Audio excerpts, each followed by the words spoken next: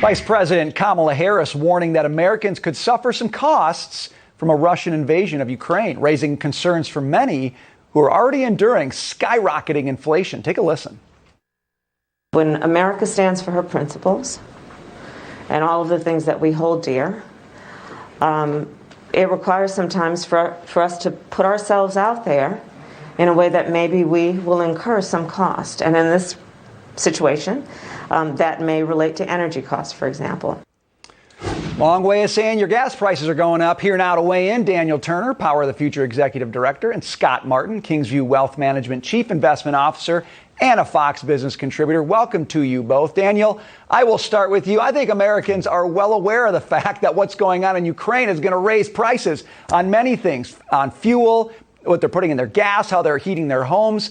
But I think they're also waking up to the reality that a lot of that doesn't have to do just with global affairs. It has to do with what's happening at home right now. Yeah, absolutely. A lot of the inflation that we're experiencing right now is driven by the Biden economic policies when it comes to energy.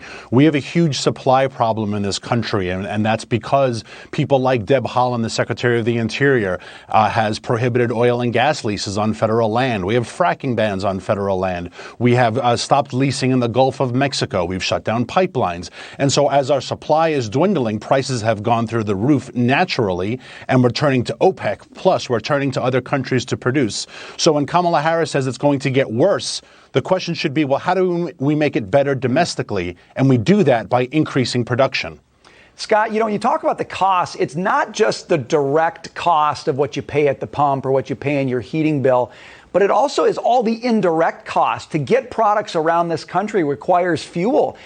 Talk a little bit about the larger economic impact, not just the immediate cost when you put gas in your car, but all of the factors that go into either helping this economy grow faster or slowing this economy way down.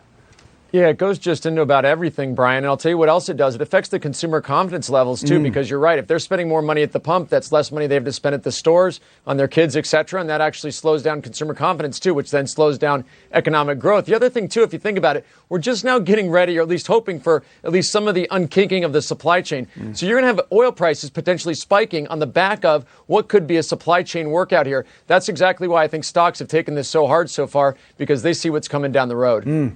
Daniel, during this week, when we've got all of these issues around Ukraine and Russia, the Biden administration regulators just made it much more difficult to approve new pipelines. You can't think of worse timing for that sort of thing, and yet that's what's happening in this country. Where are the major roadblocks to us producing and moving more fuel around this country right now?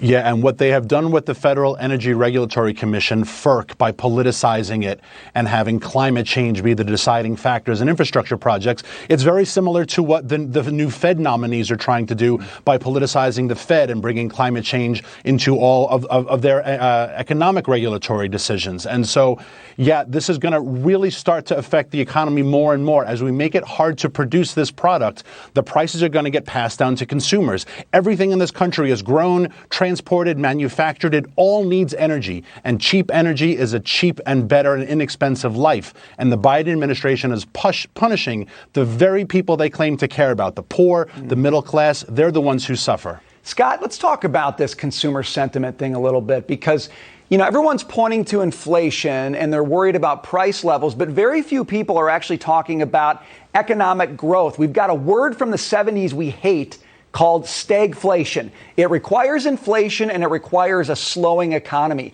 How concerned are you about what's happening in Ukraine, creating a situation where this economy could actually slow meaningfully in the coming year?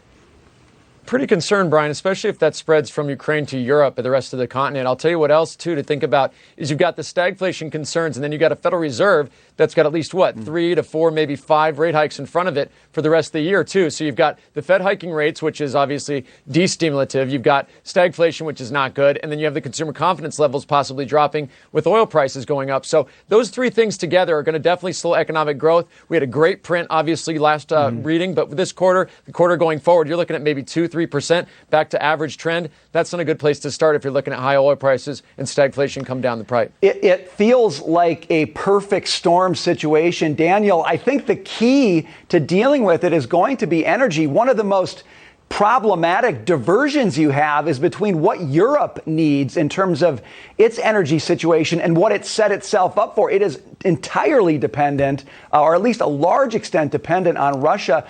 What could the U.S. do with Europe to change that situation, Daniel, and perhaps help alleviate the kind of problems we're seeing with Russia as we go forward? We should be exporting oil and gas to our European allies, and we should be doing it on a greater scale if we were producing more of it at home. Instead, we have an administration that is favoring this Nord Stream 2 pipeline, and there are NATO dollars that are going to be used to finance it and buy this product from Russia. And what does Vladimir Putin do with the surplus wealth? He builds his army and invade Ukraine, and that's the reality. So the best thing to do would be get our European allies a supply of energy they need, a reliable, inexpensive American fossil fuels. We get the jobs, we get the tax revenue, and we build that alliance with them and let Vladimir Putin's product stay, quote unquote, metaphorically on the shelf. And no one buys his product. But again, this administration, if Putin himself designed a foreign and economic policies that would favor him, he couldn't have. What Biden is doing is the best Putin foreign and